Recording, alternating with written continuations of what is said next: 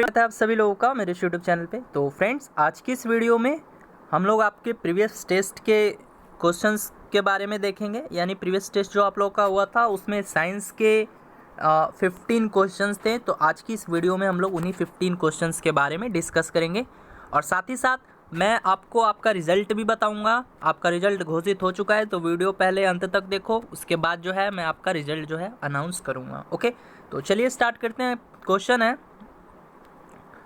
Fleming के वाम हस्त नियम प्रयोज्य है। यानी फ्लेमिंग का जो वाम हस्त नियम है वो किससे संबंधित है? मोटर पर है, जनित्र पर है, ट्रांसफार्मर पर है, या इनमें से कोई नहीं? बताओ जल्दी से। फ्लेमिंग का जो वाम हस्त नियम है वो किस चीज़ से संबंधित है? किस पर है वो? मोटर पर है, जनित्र पर है, या ट्रांसफार्मर पर है, या इनमें से कोई नहीं? सबको ही आंसर दो। तो जी हाँ, इसका राइट आंसर क्या हो जाएगा गाइस? ऑप्शन बी, यानी जनित्र पर है ना। ठीक है, तो ऑप्शन बी जो है वो आपका करेक्ट हो जाएगा। चलिए अब देख लेते हैं नेक्स्ट क्वेश्चन। अच्छा, एक क्वेश्चन और भी पूछा गया था इसमें आपको। प्रीवियस टेस्ट जो आप लोगों का दिया हुआ था, इससे पहले वाला जो टेस्ट था, उसमें क्वेश्चन था कि फ्लेमिंग के वाम हस्त नियम की बीच वाली उंगली जो है वो क्या दर्शाती है, क्या दिखाती है? बता सकते हो? जल्दी बताओ। फ्लेमिंग के वाम हस्त नियम की जो बीच वाली उंगली है वो क्या दिखाती है, वो क्या दर्शाती है? जल्दी बताओ। चलो ऑप्शन देता हूँ, दो ऑप्शन। धारा की दिशा और दूसरा है चुंबकीय क्षेत्र की दिशा। तो जल्दी से बताओ तो, थोड़ा मैं भी जानूँ कि कितने लोगों ने इसको नोटिस किया था, इस क्वेश्चन को कितने लोगों को याद है। तो जल्दी बताओ, धारा की दिशा दर्शाती है या चुंबकीय क्षेत्र की दिशा? तो वेरी गुड, इसका जो राइट आंसर होगा क्या होगा? धारा की दिशा, है ना। तो चलिए अब बढ़ते हैं नेक्स्ट क्वेश्चन की तरफ। तो नेक्स्ट क्वेश्चन है गाइस, किसी चालक का प्रतिरोध उसकी लंबाई का होता है। क्या होता है? व्युत्क्रमानुपाती होता है, समानुपाती होता है, या सीधे समानुपाती होता है, या इनमें से कोई नहीं? तो जल्दी से राइट आंसर दो, सब किसी को देना है। क्वेश्चन है, किसी चालक का प्रतिरोध उसकी लंबाई का होता है। क्या होता है? व्युत्क्रमानुपाती होता है, समानुपाती होता है, सीधे समानुपाती होता है, या इनमें से कोई नहीं? बताओ इसका क्या आंसर होगा। तो जी हाँ, इसका राइट आंसर ऑप्शन बी होगा, है ना, यानी प्रोपोर्शनली होता है। ठीक है, तो आप लोग जो है इसको याद कर लेना, डायरेक्टली प्रोपोर्शनली होता है, यानी समानुपाती होता है। ठीक है। अच्छा, एक क्वेश्चन और पूछ लेता है इससे। प्रतिरोध का SI मात्रक क्या होता है? जल्दी बताओ। प्रतिरोध का SI मात्रक क्या होता है, ये भी पूछ लेता है। जल्दी बताओ। तो देखो, प्रतिरोध का SI मात्रक क्या होता है, बताओ। वेरी गुड, तो इसका जो राइट आंसर होगा वो होगा ओम, है ना। प्रतिरोध का जो SI मात्रक होता है वो क्या होता है? ओम होता है। ठीक है, आ गया समझ में। और एक और पूछ लेता है प्रतिरोधकता का। तो अब प्रतिरोधकता का बताओ, यानी रेसिस्टिविटी। प्रतिरोधकता को इंग्लिश में रेसिस्टिविटी बोलते हैं, प्रतिरोध को रेसिस्टेंट बोलते हैं। तो जल्दी बताओ, प्रतिरोधकता का SI मात्रक क्या होता है? तो इसका जो राइट आंसर होगा वो होगा ओम मीटर होगा, है ना। तो आप लोग जो है इसको दोनों को नोट कर लेना, बहुत ही VVI क्वेश्चन है, प्रतिरोध और प्रतिरोधकता। ठीक है, तो देख लेते हैं next question. Guys, next question है, जब कोई प्रकाश की किरण सघन माध्यम से विरल माध्यम में जाती है तो किरण मुड़ जाती है। क्या होगा इसका आंसर? अभिलंब से दूर, या अभिलंब की ओर, या अभिलंब के समांतर, या अनियमित दिशा में? बताओ तो। जब कोई प्रकाश की किरण सघन माध्यम से विरल माध्यम में जाती है तो किरण मुड़ जाती है। कहाँ मुड़ जाती है? अभिलंब से दूर चली जाती है, या फिर अभिलंब की ओर चली जाती है, या अभिलंब के समांतर हो जाती है, या अनियमित दिशा में चली जाती है? जल्दी बताओ, सबको ही बताओ। आप लोगों ने क्या आंसर दिया था इस क्वेश्चन का? तो देखो, इसका जो राइट आंसर होगा वो ऑप्शन ए होगा, यानी अभिलंब से दूर चली जाती है। ठीक है, हमेशा याद रखना। बढ़ते हैं नेक्स्ट क्वेश्चन की तरफ। नेक्स्ट क्वेश्चन है, लाल, नीले और हरे रंगों को कहते हैं, कौन सा रंग कहते हैं? प्राथमिक रंग कहते हैं, द्वितीयक रंग कहते हैं, तृतीयक रंग कहते हैं, कुछ भी नहीं कहते हैं। आई होप ये सबका ठीक होना चाहिए, और सब किसी का ठीक भी था। तो जल्दी से बता दो इसका राइट आंसर। जल्दी से बता दो इसका राइट आंसर। लाल, नीले और हरे रंगों को कहते हैं? कौन सा रंग कहते हैं जी? तो इसको हम लोग प्राथमिक रंग कहते हैं, है ना। तो ऑप्शन ए जो है राइट आंसर है। Very good. तो चलिए अब बढ़ते हैं नेक्स्ट क्वेश्चन की तरफ। तो गाइज नेक्स्ट क्वेश्चन है, नाभिक में प्रोटॉन और न्यूट्रॉनों की कुल संख्या को कहते हैं? क्या कहते हैं? जल्दी बताओ। नाभिक में जो प्रोटॉन एवं न्यूट्रॉन की जो कुल संख्या होती है उसे क्या कहते हैं? द्रव्यमान संख्या कहते हैं, या परमाणु क्रमांक कहते हैं, या समस्थानिक संख्या कहते हैं, या इनमें से कोई नहीं? तो जल्दी बताओ। सबका सही होना चाहिए, आप लोगों ने 10th क्लास में पढ़ा भी हुआ है, ठीक है। तो जल्दी बताओ। तो जी हाँ, इसका राइट आंसर ऑप्शन ए हो जाएगा, है ना। यानी द्रव्यमान संख्या कहते हैं। नाभिक में प्रोटॉन एवं न्यूट्रॉनों की कुल संख्या को हम लोग क्या कहते हैं? द्रव्यमान संख्या कहते हैं। ओके। अच्छा, एक क्वेश्चन यहाँ से और भी पूछ लिया जाता है एग्जाम में कि परमाणु के नाभिक में मौजूद मूलभूत कण होते हैं, यानी परमाणु, बताओ कौन कौन से होते हैं? परमाणु के नाभिक में मौजूद मूलभूत जो कण होते हैं, सिंपली आप लोग बताओ, परमाणु के नाभिक में कौन कौन से कण होते हैं मौजूद? बताओ, जल्दी बताओ, सब किसी को बताना है। परमाणु के नाभिक में मौजूद मूलभूत जो कण होते हैं वो कौन कौन से होते हैं? तो जी हाँ, वेरी गुड। कौन कौन से होते हैं? प्रोटॉन और न्यूट्रॉन, ठीक है। आई होप आप लोग को समझ में आ गया होगा। एक क्वेश्चन और पूछ लेता है कि परमाणु के नाभिक की खोज किसने की? जल्दी बताओ, परमाणु के नाभिक की खोज किसने की? सबको ही आंसर दो। Very good. किसने की? रदरफोर्ड ने की, ठीक है, याद रहेगा। चलिए बढ़ते हैं नेक्स्ट क्वेश्चन की तरफ। ओके गाइज, नेक्स्ट क्वेश्चन है आपका, वैसा उपकरण जो विद्युत तरंग को ध्वनि तरंग में परिवर्तित करता है निम्नलिखित में से कौन सा है? यानी ऐसा कौन सा उपकरण है जो क्या करता है? विद्युत तरंग को ध्वनि तरंग में परिवर्तित करता है। तो जल्दी बताओ, कौन सा उपकरण है? मोबाइल है, रेडियो है, विद्युत मोटर है, या लाउड स्पीकर है? सब किसी को देना है आंसर।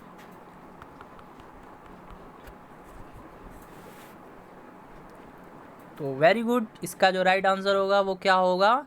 ऑप्शन डी, यानी लाउड स्पीकर। लाउड स्पीकर क्या करता है? विद्युत तरंग को ध्वनि तरंग में परिवर्तित कर देता है ना। यानी विद्युत तरंगों से ध्वनि तरंग में बदल देता है ना।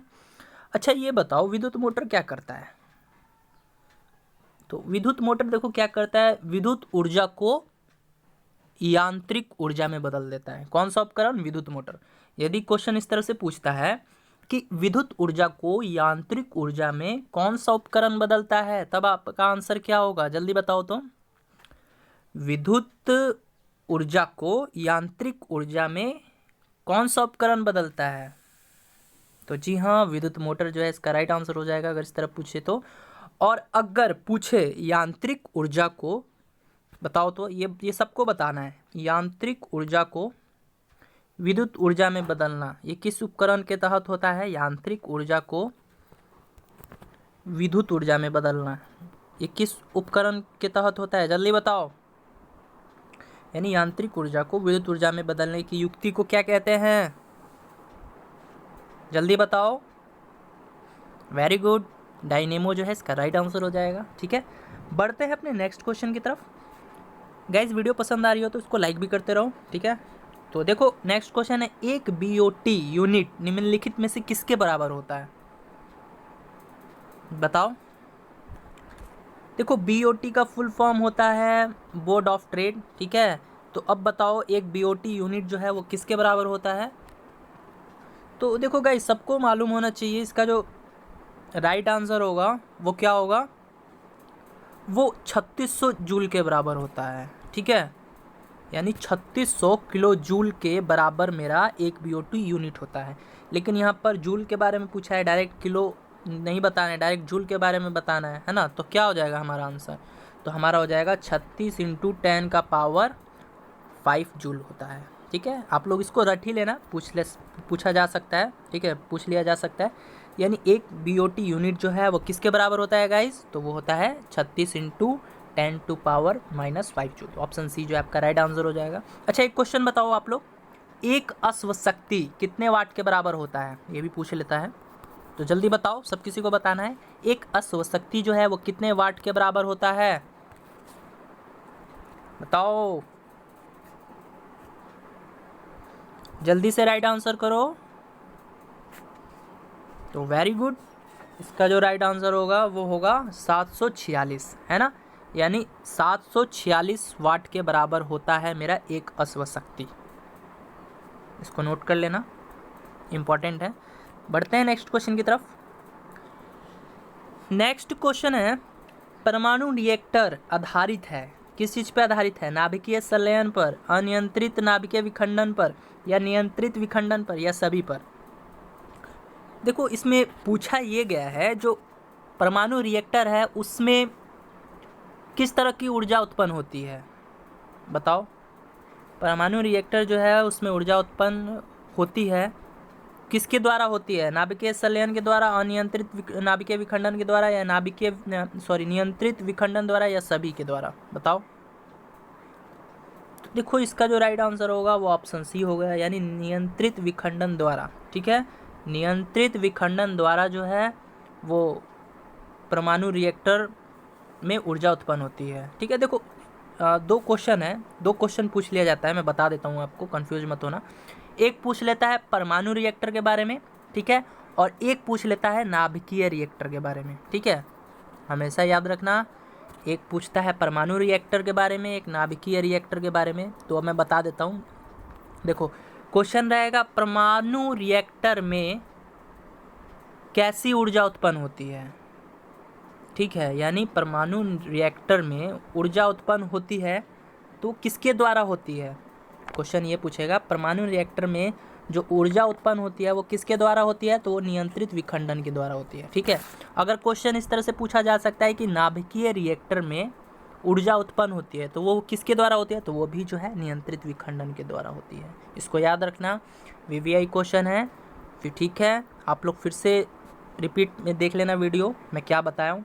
मैं बताया हूँ कि परमाणु रिएक्टर जो है में ऊर्जा उत्पन्न होती है तो किसके द्वारा होती है, नियंत्रित विखंडन द्वारा होती है। ठीक है, और एक पूछ लेता है नाभिकीय रिएक्टर में जो ऊर्जा उत्पन्न होती है वो किसके द्वारा होती है, तो वो भी नियंत्रित विखंडन, यानी दोनों का जो आंसर है वो सेम है। ठीक है, अब एक पूछ लेता है क्वेश्चन में परमाणु रिएक्टर में किस मॉडरेट का प्रयोग किया जाता है, बताओ। एक क्वेश्चन जो है इस तरह से पूछ लेता है कि परमाणु रिएक्टर में किस मॉडरेटर का प्रयोग किया जाता है, जल्दी से राइट आंसर दो सब कोई। परमाणु रिएक्टर में किस मॉडरेटर का प्रयोग करते हैं हम लोग, किस मॉडरेटर का प्रयोग करते हैं, जल्दी बताओ। परमाणु रिएक्टर में किस मॉडरेटर का प्रयोग करते हैं, सबको बताना है। तो जी हाँ, इसका राइट आंसर क्या हो जाएगा, ग्रेफाइट, है ना, यानी ग्रेफाइट का प्रयोग जो है हम लोग करते हैं। ठीक है, बढ़ लेते हैं नेक्स्ट क्वेश्चन की तरफ। नेक्स्ट क्वेश्चन है गाइज, मनुष्य की आँख के रेटिना पर किसी वस्तु का बना प्रतिबिंब होता है। देखो कितना सिंपल क्वेश्चन है, आई थिंक कई बार मैं बता चुका हूँ आपको। तो सबको इसका राइट आंसर दो, मुझे राइट आंसर चाहिए, जल्दी बताओ सब कोई। क्वेश्चन है मनुष्य के आँख के रेटिना पर किसी वस्तु का जो प्रतिबिंब बनता है तो वो कैसा होता है, काल्पनिक और सीधा, वास्तविक और उल्टा, वास्तविक और सीधा, या काल्पनिक और उल्टा, जल्दी से बताओ। वेरी गुड, इसका राइट आंसर ऑप्शन बी होगा, यानी वास्तविक और उल्टा बनता है। ठीक है, मनुष्य की आँख की रेटिना पर जो बना प्रतिबिंब होता है वो वास्तविक और उल्टा होता है। ठीक है, बढ़ते हैं अपने नेक्स्ट क्वेश्चन की तरफ। नेक्स्ट क्वेश्चन है गाइस, 40 सेल जिसमें से प्रत्येक 2 वोल्ट तथा 1 ओम के हैं को समांतर क्रम में जोड़ा जाता है तो कुछ विद्युत वाहक बल निम्नलिखित में से होगा। अब देखो विद्युत वाहक बल के बारे में पूछ लिया गया है और मैं बता दिया हूँ आपको कि विद्युत वाहक बल कैसे निकाला जाता है। तो जल्दी से अब इसका राइट आंसर कर दो, जल्दी से बताओ, सब किसी को बताना है विद्युत वाहक बल कैसे निकालते हैं हम लोग।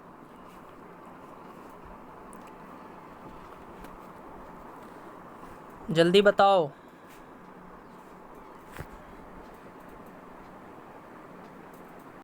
देखो ये क्वेश्चन थोड़ा डिफरेंट है, इसी टाइप का एक क्वेश्चन मैं बताया था आप लोगों को, लेकिन इसमें क्या बोला है कि समांतर क्रम में जोड़ा जाता है। ठीक है, तो अब देखो इसका क्या होगा, जैसे हम जानते हैं कि समांतर क्रम में कुछ विद्युत वाहक बल जो है यानी ई एक सेल के बराबर होता है। यानी देखो कुछ विद्युत वाहक बल जो है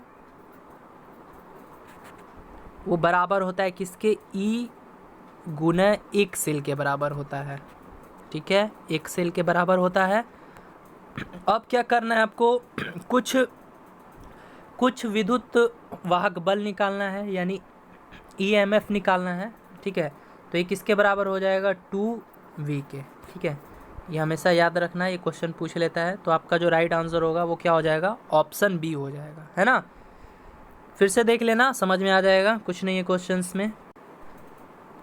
देखो यानी क्वेश्चन अगर ऐसे पूछे कि मतलब 40 सेल जिनमें से मतलब कुछ भी सेल दे देगा आपको और बोले कि प्रत्येक जो है इतने वाट का है और तथा इतने ओम का है और उनको समांतर क्रम में जोड़ा जाए तो कुछ विद्युत वाहक बल पूछ लेगा, तो आपको जितना वोल्ट में है वही आपको आंसर दे देना है। ठीक है, जैसे यहाँ पर 2 वोल्ट था तो मैं डायरेक्ट बोल सकता हूँ कि इसका कुछ विद्युत वाहक बल जो है वो 2 वोल्ट हो जाएगा। अब आया समझ में। चलिए बढ़ते हैं नेक्स्ट क्वेश्चन की तरफ। नेक्स्ट क्वेश्चन है गाइज, खुले आर्गन पाइप में उत्पन्न तरंगे होती हैं। बताओ कैसी तरंगे उत्पन्न होती है, खुले आर्गन पाइप में उत्पन्न तरंगे होती है, कौन सी, अनुप्रस्थ, अनुदैर्घ्य, या दोनों, या कुछ निश्चित नहीं है। जल्दी बताओ,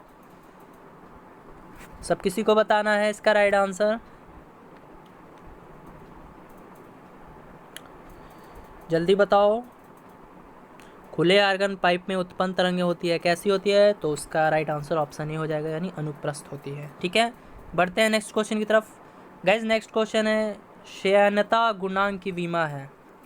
शयनता गुणांक की विमा है, क्या है, यानी डायमेंशन पूछ लिया गया है। तो बताओ ml का पावर -1 t का पावर -1 होगा, या फिर ml का पावर -1 t का पावर -2 होगा, या ml का पावर 2 t का पावर -2 होगा, या ml का पावर 2 -1 t का पावर -1, क्या होगा बताओ जल्दी से।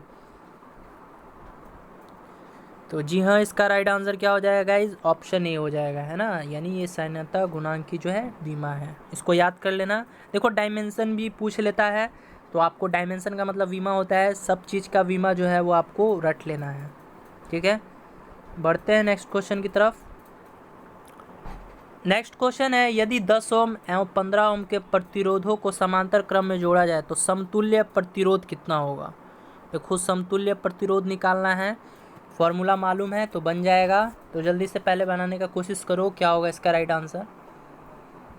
देखो आपको ये याद रखना है कि ये जो है 10 ओम तथा 15 ओम जो है के प्रतिरोध को समांतर क्रम में जोड़ा गया है और पूछ क्या रहा है, समतुल्य प्रतिरोध पूछ रहा है। तो बताओ क्या हो जाएगा, समतुल्य प्रतिरोध बराबर मेरा क्या होगा, समतुल्य प्रतिरोध बराबर क्या होता है, तो हमेशा याद रखना ये होता है R1 × R2, ठीक है, बटा में R1 + R2, यही होता है। ठीक है, तो अब बताओ यहाँ पे R1 मेरा क्या है, क्या दिया गया है बताओ। तो R1 मेरा 10 है और R2 मेरा क्या है 15 है, तो 10 × 15 कर सकता हूँ।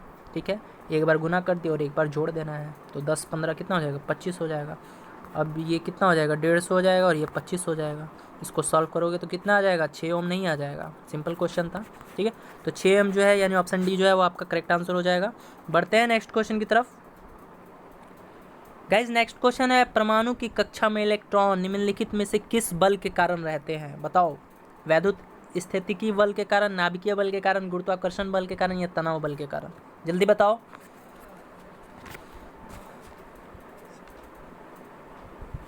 जल्दी बताओ, परमाणु की कक्षा में इलेक्ट्रॉन निम्नलिखित में से किस बल के कारण रहते हैं। तो जी हाँ, इसका राइट आंसर क्या हो जाएगा, ऑप्शन ए हो जाएगा, यानी वैद्युत स्थितिकी बल के कारण जो है परमाणु की कक्षा में इलेक्ट्रॉन जो है वो इसके कारण काम करते हैं, किसके कारण, वैद्युत स्थितिकी बल के कारण। ठीक है, बढ़ते हैं नेक्स्ट क्वेश्चन की तरफ। नेक्स्ट क्वेश्चन है, उत्सर्जित फोटो इलेक्ट्रॉन की ऊर्जा निर्भर करती है, किस पर निर्भर करती है, धातु के कार्य फलन पर, या प्रकाश के तरंग दैर्ध्य पर, या प्रकाश की तीव्रता पर, या इनमें से कोई नहीं। बहुत ही सिंपल क्वेश्चन है, बताओ उत्सर्जित फोटो इलेक्ट्रॉन की ऊर्जा निर्भर करती है, किस पर करती है।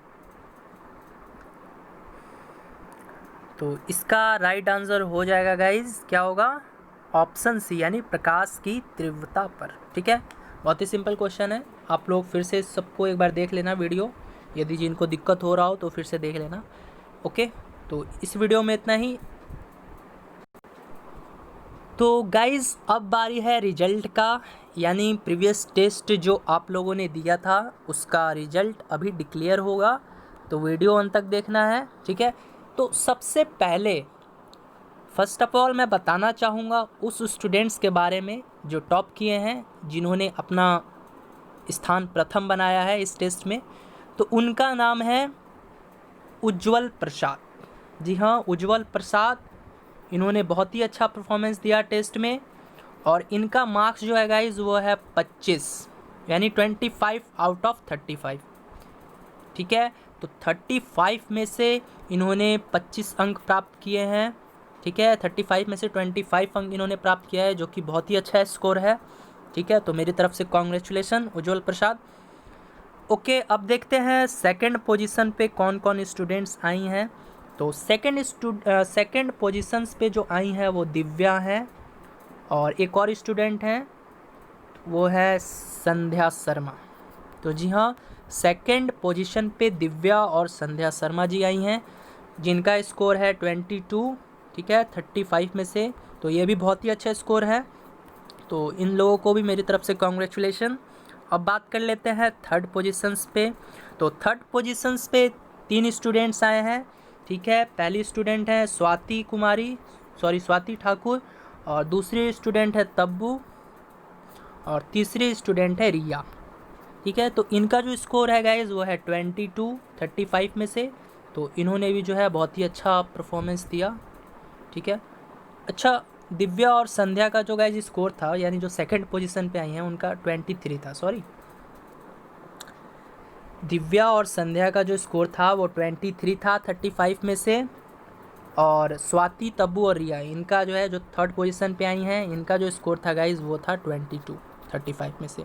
तो बहुत ही अच्छा परफॉर्मेंस रहा, यानी 20+ स्कोर जिन जिन स्टूडेंट्सों ने किया उनका बहुत ही अच्छा, मतलब बोल सकता हूँ मैं कि उन्होंने मेहनत किया है। लेकिन जिन स्टूडेंट का 20 से कम स्कोर है उनको कड़ी मेहनत की आवश्यकता है। तो मैं चाहूँगा कि आप लोग अच्छे से पढ़ो। ठीक है, आप लोग को जहाँ दिक्कत होता है तो आप लोग ग्रुप में भी जीडी यानी ग्रुप डिस्कशन कर सकते हो, और आप लोग जो है रेगुलर बेसिस पे पढ़ो, जिससे आपका हर सब्जेक्ट जो है वो स्ट्रांग हो जाए। तो इस वीडियो में इतना ही, तो चलिए मिलते हैं नेक्स्ट वीडियो में।